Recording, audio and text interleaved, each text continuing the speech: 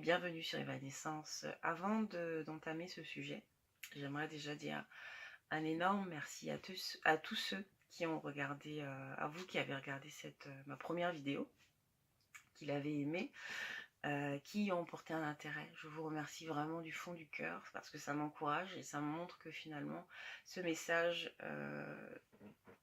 que j'ai envie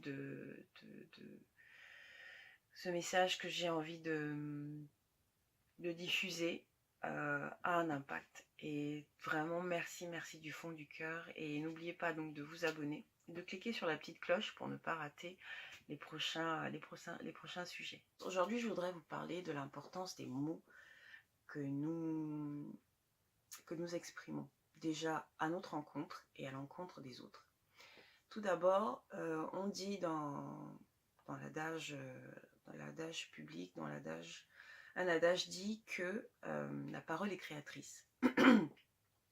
La parole est créatrice parce que ce qu'on dit, ce qu'on exprime pour soi, ce qu'on exprime pour les autres, s'inscrit en fait dans notre subconscient. Ce subconscient l'enregistre et se manifeste. Donc très souvent, vous remarquerez que les mots qu'on répète très abondamment ou quotidiennement, par exemple, je suis fatiguée, j'ai peur, je suis nulle, je suis con, je vais pas y arriver, je suis idiot, ou alors qu'on le dise pour soi ou pour les autres, plus on va le dire, plus ça va revenir donc dans notre bouche tout simplement, mais on va rencontrer des circonstances ou des situations où on sera amené à le dire, où on sera amené à le vivre, donc à vivre des situations où cette idiotie va se manifester, ou à vivre des situations où quelqu'un de con ou de je sais pas quoi va nous emmerder ou va se trouver sur notre chemin.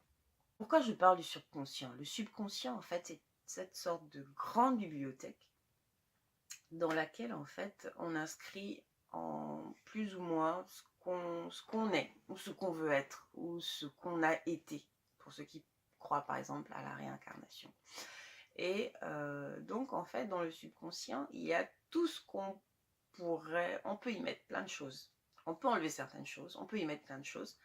Et donc, nos pensées, par exemple, nos pensées, nos désirs, s'inscrivent dans le subconscient. Et ce qui se passe, c'est que ce subconscient-là, en fonction de nos désirs, il va piocher. Donc, par exemple, si on dit, si on pense ou si on dit très souvent « je suis fatiguée », notre subconscient l'enregistre et il va nous mettre dans des situations où on sera très souvent fatigué. Moi, par exemple, pendant un moment, je garde mon fils chez moi. Et pendant 2 semaines à peu près, il avait des problèmes, des problèmes de sommeil. Et très souvent le matin, j'étais fatiguée. Tout simple. Déjà, d'un, j'étais fatiguée physiquement. Et de deux, dès que je me levais, je disais je suis fatiguée parce que j'ai mal dormi, parce qu'il n'a pas arrêté de se réveiller, parce qu'il m'a sollicité, etc.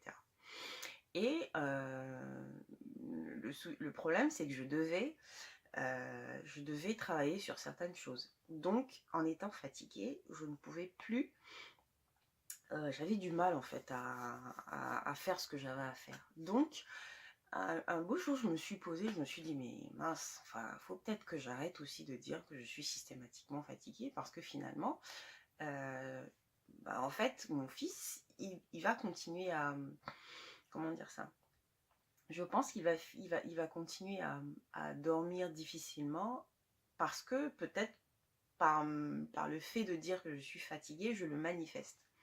Donc, un matin, j'ai décidé d'arrêter de dire systématiquement je suis fatiguée. Donc, dès que j'ouvrais les yeux, je me disais je suis en pleine forme, j'ai la pêche, j'ai la patate, allez, je vais faire ce que j'ai à faire et puis basta, on verra le reste. Je n'ai pas envie de continuer à me conditionner avec cette fatigue parce que finalement plus j'en parle, plus je l'intègre, plus je l'exprime, plus elle se manifeste. Et c'était le cas.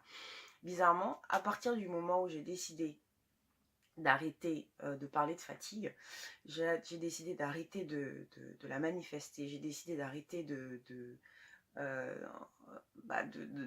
d'y penser en fait. C'est pas que je n'étais plus fatiguée, c'est juste que j'ai arrêté de l'exprimer par des mots. Et bah, c'est pas un miracle, mais en fait, il s'est effectivement passé une chose tout à fait surprenante, mais finalement pas tant que ça, parce que finalement c'est moi qui avais décidé d'arrêter. En fait, au bout d'un moment, le matin, je n'étais plus systématiquement fatiguée dès que j'ouvrais les yeux, parce que j'avais arrêté j'avais décidé déjà par moi-même et je pense enfin, pas je pense, par ma propre volonté, j'avais décidé d'arrêter d'appeler cet état de fatigue en moi et autour de moi. Et je peux vous dire qu'aujourd'hui, systématiquement, dès que je me lève, donc je pense pas à cet état de fatigue, je pars sur une note positive, je pense pas à la fatigue, je me dis je suis en pleine forme, allez je vais me lever, je vais faire ce que j'ai à faire, et puis on verra la suite. Et c'est vrai que maintenant, même si il m'arrive d'être réveillée par mon fils de 2 ans, je ne ressens plus ça aussi lourdement qu'avant, parce que je me suis dit c'est bon, j'arrête avec la fatigue.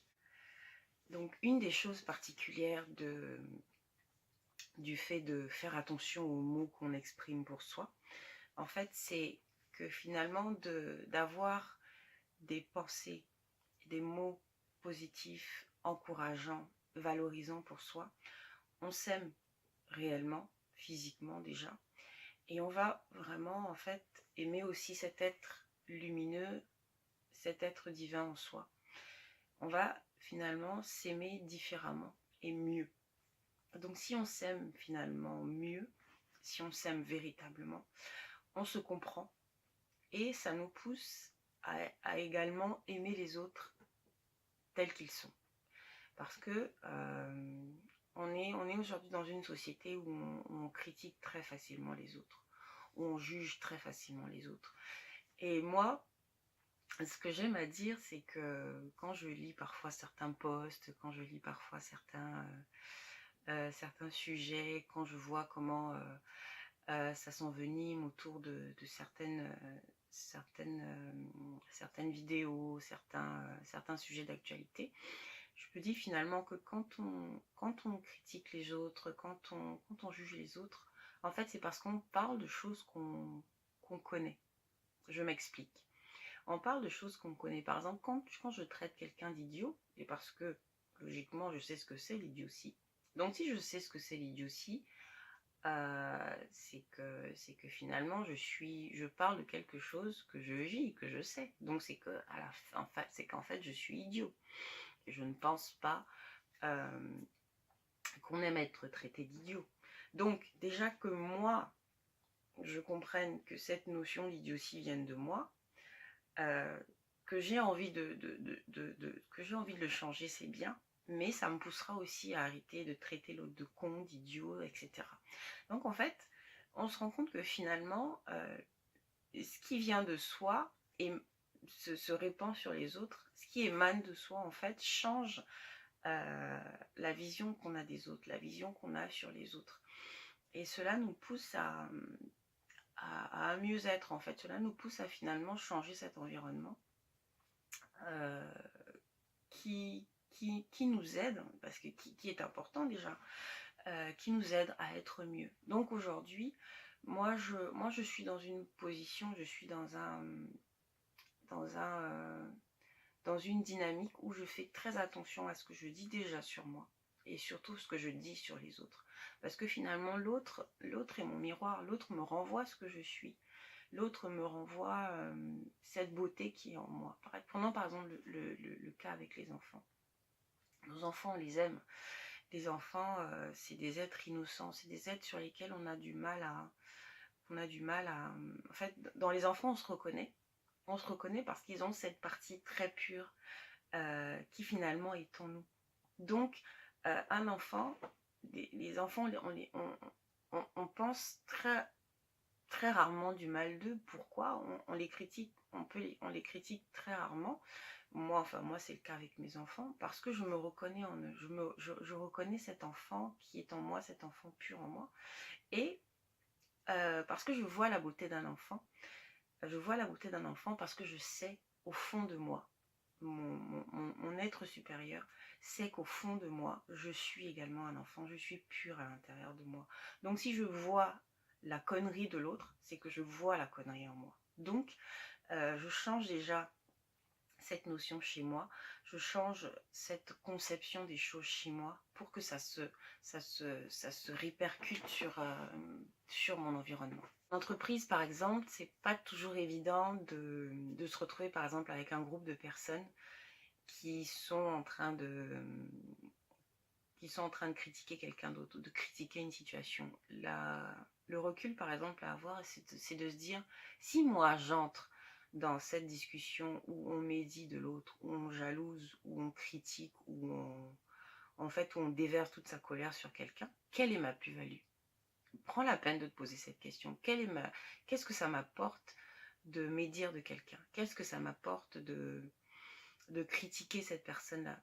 Je la connais pas tant que ça. Je ne la connais que par rapport à ce que d'autres personnes disent. Est-ce que finalement je ne déverse pas moi sur cette personne-là un mal-être que j'ai en moi? Et finalement, oui, la question à se poser, c'est qu'est-ce que ça m'apporte?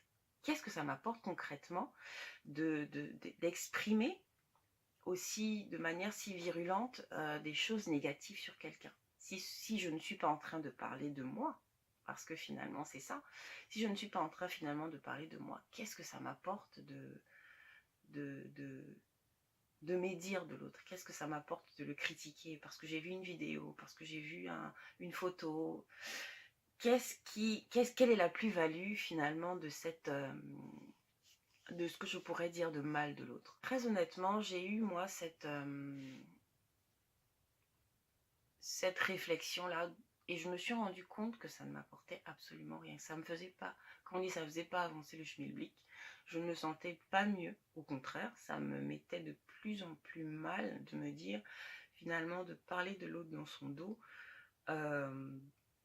Je n'en ressentais pas une grande fierté et très honnêtement, je ne voyais pas ce que ça apportait de plus à ma vie.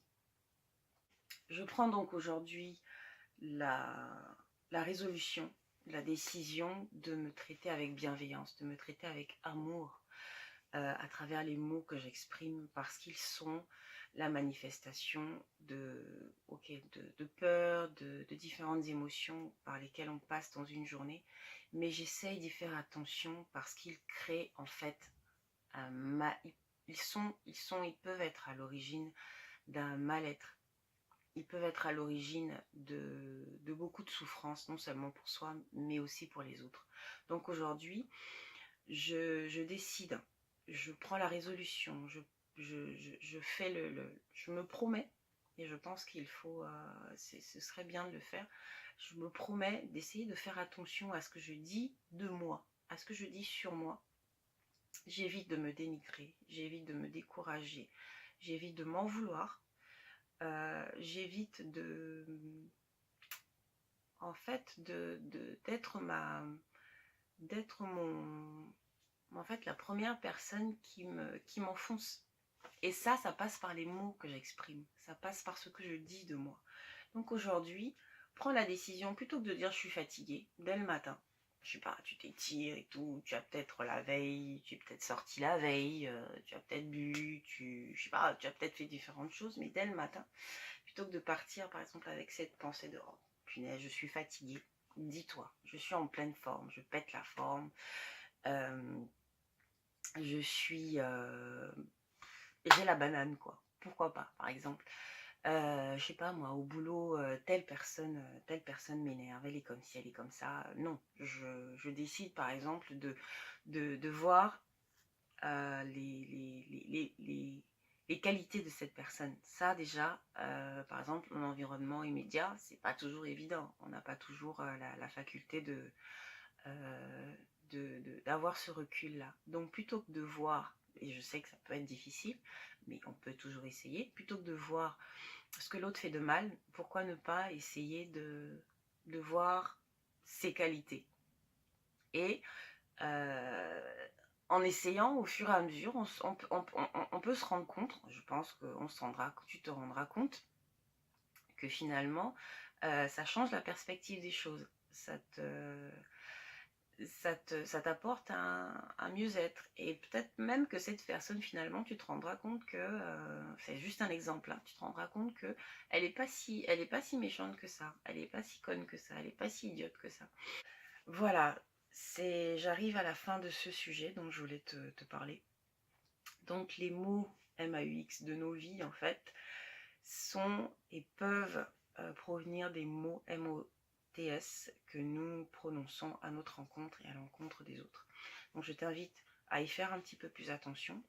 J'espère que mon petit speech t'aura aidé à y voir un peu plus clair. Je te dis à très bientôt pour un nouveau sujet. Ciao ciao, bye.